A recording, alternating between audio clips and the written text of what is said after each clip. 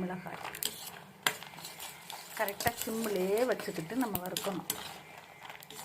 கறியிட்டால் உள்ளே வந்து வேகாமல் இருக்கும், கருகாமல் இருந்தால் தான் சரியாக இருக்கும். கறியிட்டால்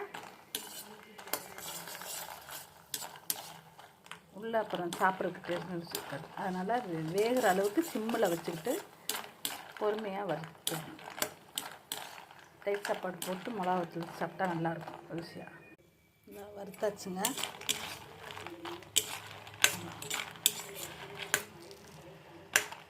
அடுப்பு ஆஃப் பண்ணிடலாம்.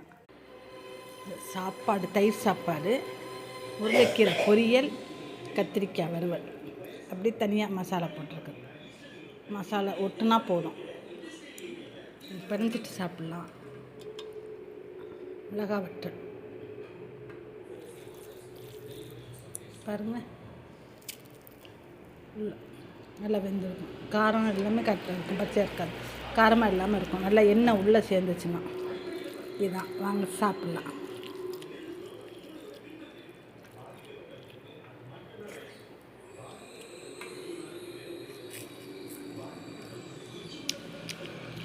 மிளகாய் சூப்பராக இருக்குது.